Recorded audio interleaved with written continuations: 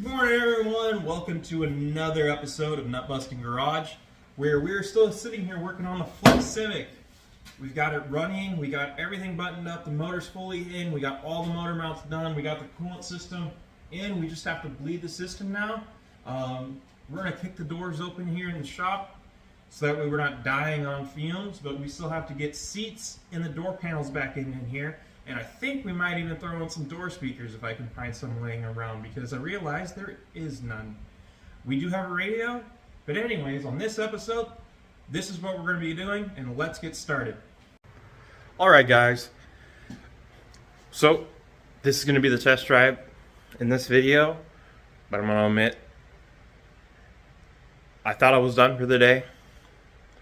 I had a couple things to take care of. The next thing is it turned into, oh, it's early enough in the morning, I can go ahead and bleed the system. So I've bled the system. We've gotten coolant all topped off. We've gotten everything all buttoned up. I threw the wheels back on. Okay. We got missing lug nuts taken care of, so it has 4 now. This is all thrown back together. Interior, I went ahead and I threw the seats in.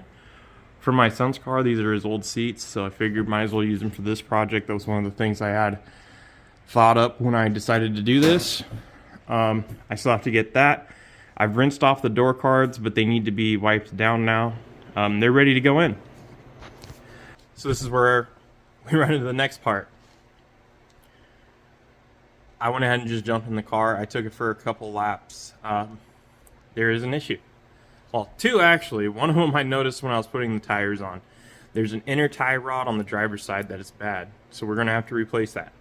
I've got the car back up in the air so I can buzz this wheel off really quick, and we're going to go ahead and knock that out really fast. Problem 2 is when we were driving the car, as it got up into the higher RPMs, it just fell flat on its face. It would just start losing power. It didn't want to go to red line, even in first gear. That is normally a key indicator that you are a tooth off on your cam. So I already have stuck the motor on top dead center, got the crank all lined up, and it could go, it was either, yeah, it's close enough, or it could have been a tooth off. So I went ahead and I've moved it a tooth, and I retensioned it. So the way that I did this, I'll show you, is being you can get to the cam gear right here, and this belt was already relatively loose.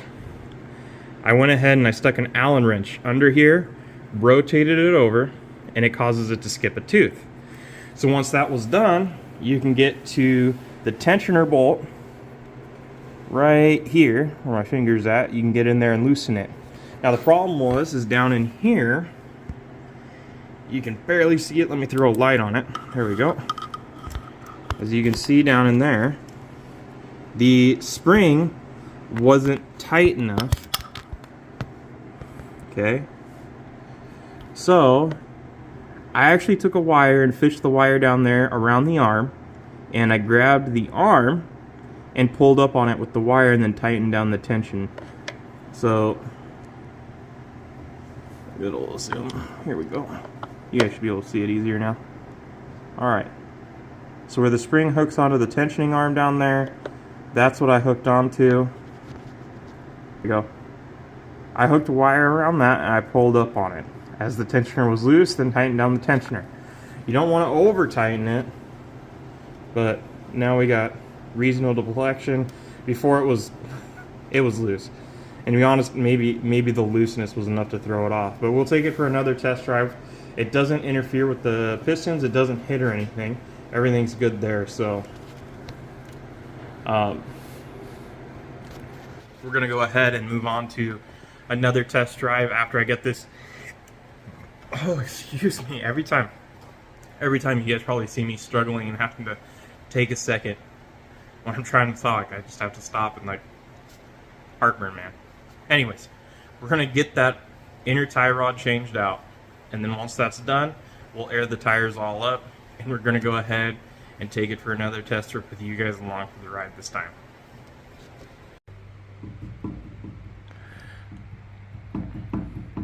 You guys can see this or not. movement. It's all in there, in the inner tie rod. If you go to the other side,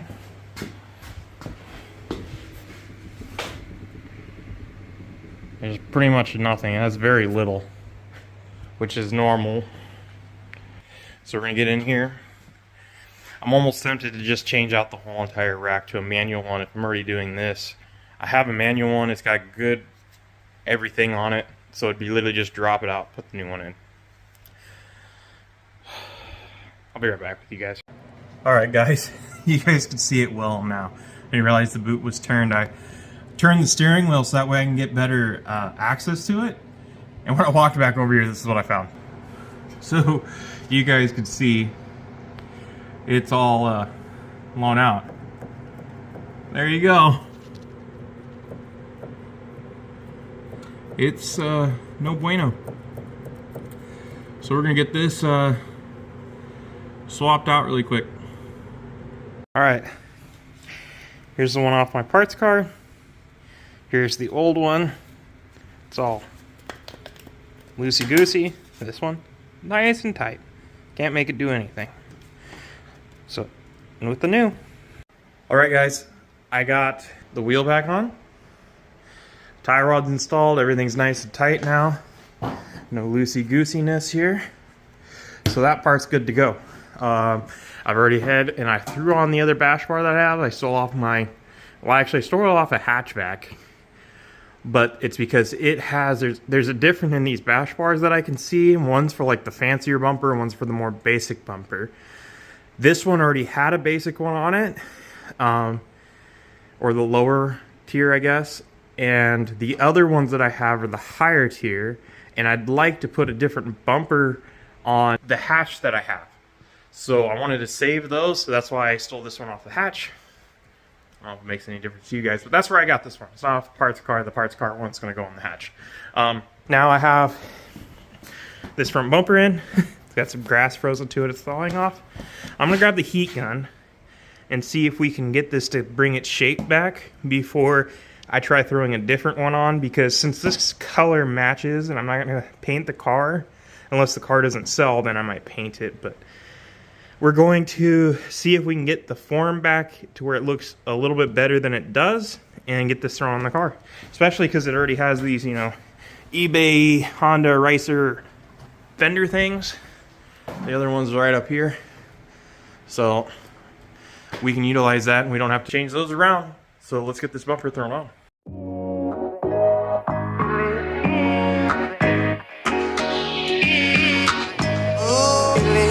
Baby, baby.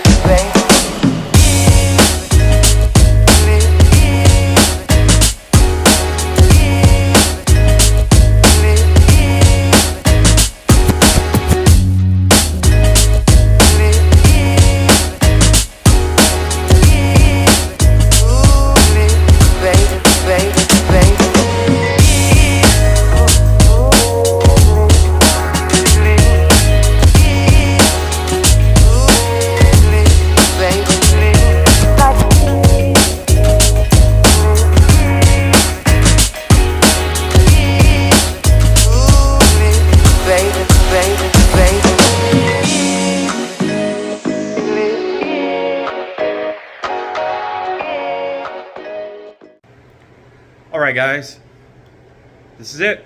We finished it up, other than the door parts, I guess. I'm still trying to decide if I want to throw speakers in this, but I mean, hey, I don't think you guys would care to see that part. I mean, maybe you would, maybe you wouldn't. I don't know. I might film it, I might not. If I do, it'll just be a short little clip I throw in. Anyways, bumpers on. This is out enough to where it looks halfway decent. We've gotten it all mounted back up the same way that when I got it. Zip ties on it. Tires are aired up. Zip tie on this side. Timing. Oh wait, that's right, I started it. But anyways, I double checked the timing and then I restarted it. Everything's good there. So I'm gonna get this fired up, get it outside, start letting it warm up. Outside is like 30 right now. You're gonna see the whole ground's all frozen, but we're gonna take this thing for a test drive. Also, I'm standing here thinking, and I told you guys I would show you. There's that big, massive dent in the crash bar. So you guys can see. Anyways, it's fired up. Let's get it out. So that way it can warm up out here instead of in smelling my shop up.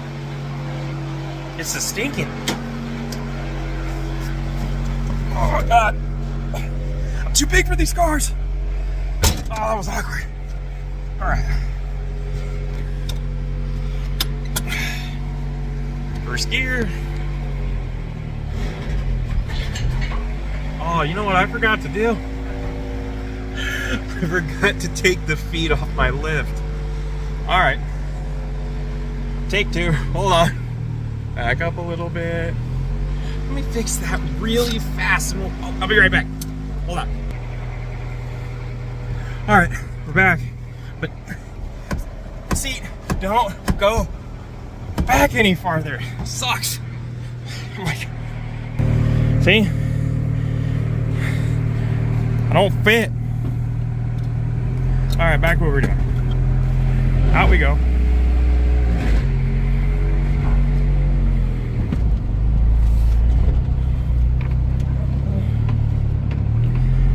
All right.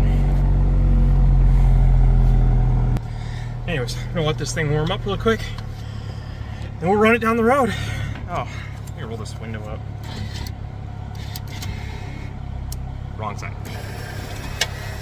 Sounds great, but it goes up.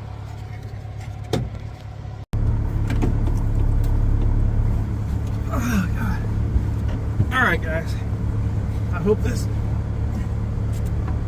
angle works. We got heat in the car now. It's warmed up.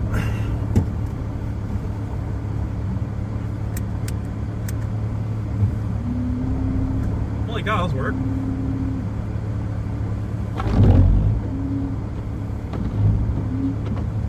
They even had fluid in it. I don't think that helped with anything. Those are definitely the wrong size wiper blades too. All right. Seatbelt. Seatbelt for safety. They say safety third. All right.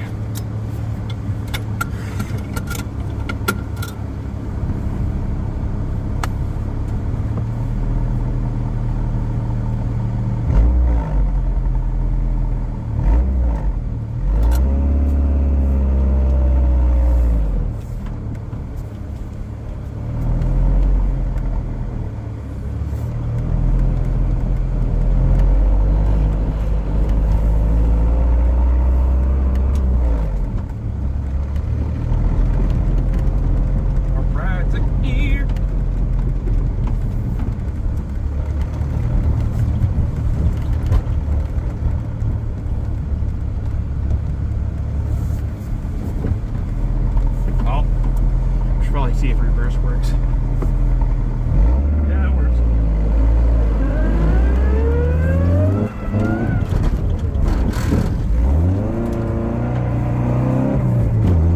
It definitely has more power now. Oh, missed the sprinkler.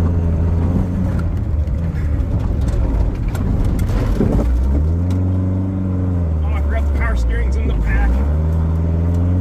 Still burnouts. Second gear till it gets traction.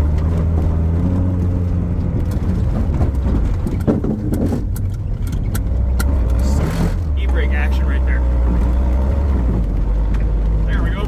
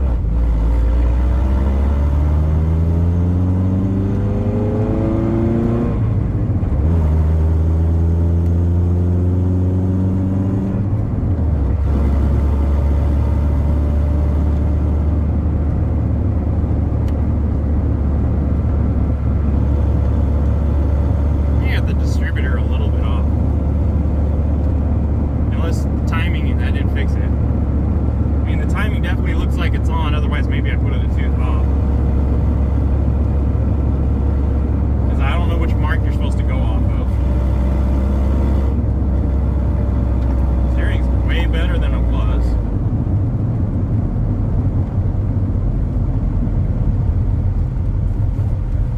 Do a little turnaround now.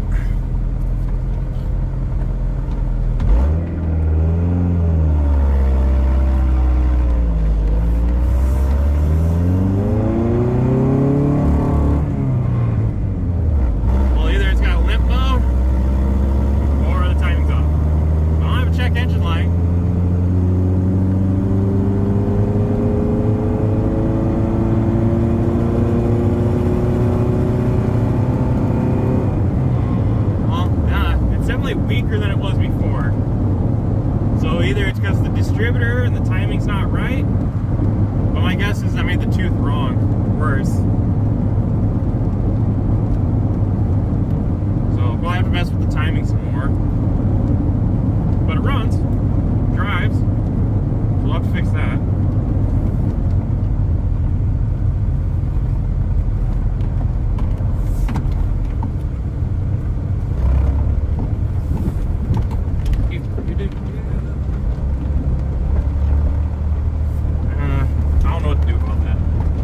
I'm making a plate for it. Oh, I still need both the ECU and what's this? Broken plastic. Useful.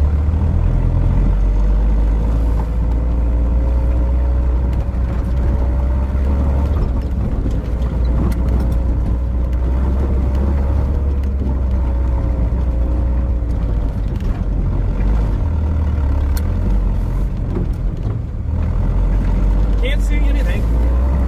That's fine.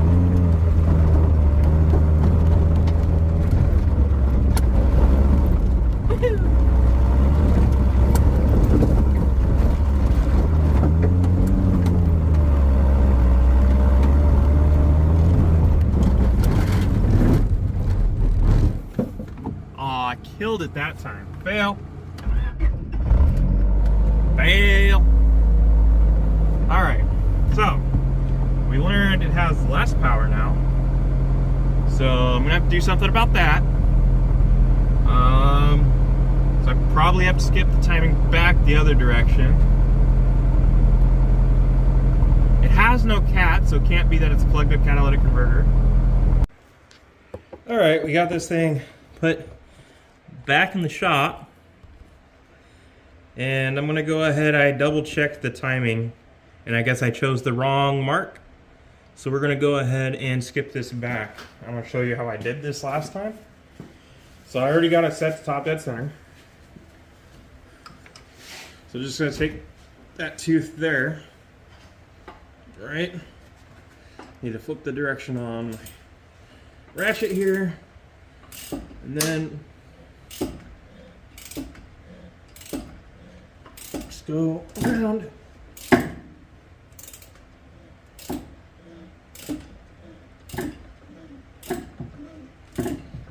Almost there. Oopsies. And off the pulley. There we are. And then just take this right back out. Ta-da! And there, it's just skipped one tooth back. So now,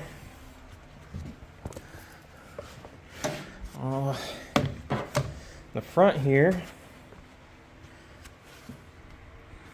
zoom in.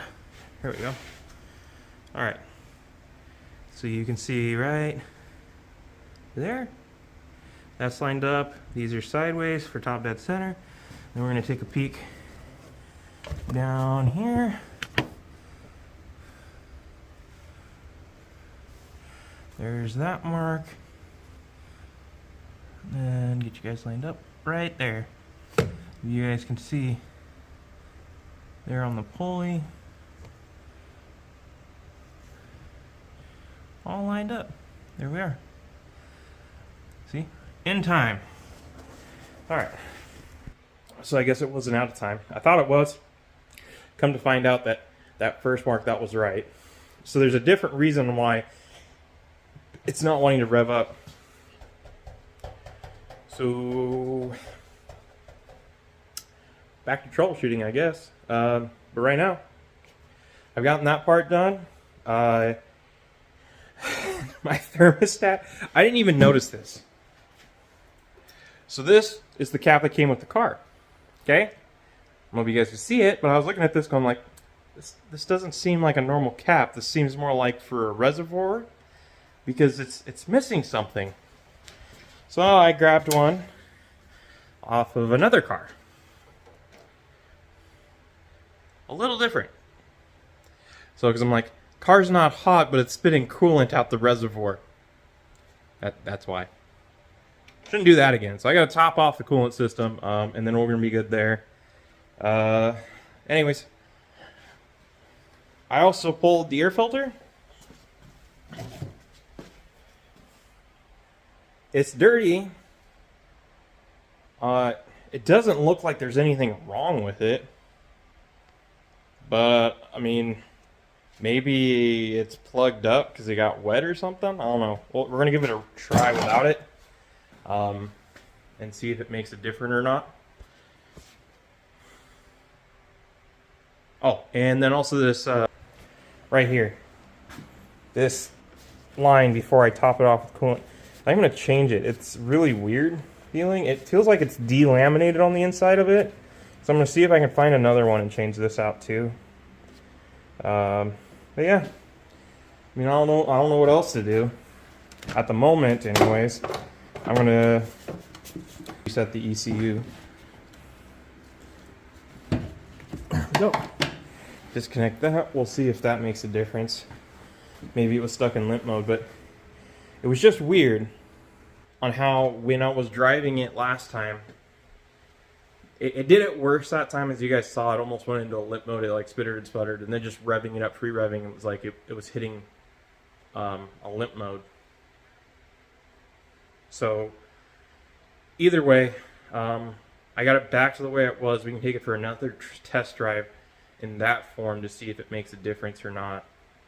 It's just weird because with it set up the way that it was, the bottom end response and everything, and the throttle, the idle, the way it started, all that was better. It was better with that tooth the other direction, which throws me off. Unless there's something wrong with the distributor. But I gotta set the tops of center. Maybe I'll pull the distributor out really quick because it only goes one way. So I don't know how the distributor would be an issue unless the distributor itself is bad. But anyways, we're just gonna keep troubleshooting, and I'm just rambling. Alright guys, I'm scratching my head on this one. I even had a buddy come over that knows Hondas and brought an extra ECU that he knows is good. Did the exact same thing. I have two ECUs, both of them did the exact same thing. I've changed out the map sensor, the distributor, triple checked the timing. I can't figure it out. Now if I put a P7 ECU in it, it'll rev out like it's supposed to. But it has a P6 ECU in it, it doesn't. Doesn't throw any check engine lights. The P7 is for one of those lean burn D15s with v-tec, and it revs out. I don't get it. It has a check engine light for not having v-tec, but it revs all the way out like it's supposed to. It doesn't make sense. Like, what sensor would this be? Because what it's hitting is a fuel cut at 5,500 RPMs. But like I said, I've gone through the process. I've changed out the map. The real pain in the ass of changing out the TPS. I threw on the distributor from my son's car, which is brand new. I threw in new plugs. I've double checked all my connections. Like this one's unplugged right now because I was just testing the theory of how does this rev out at 5,500 fuel cuts. And I thought it was supposed to be 4,500 for limp mode because the check engine light's on. So, like, if someone knows, tell me. Just tell me what it is, because I'm confused. I mean, I found a vacuum leak. Car idle's a lot better. Took care of that issue.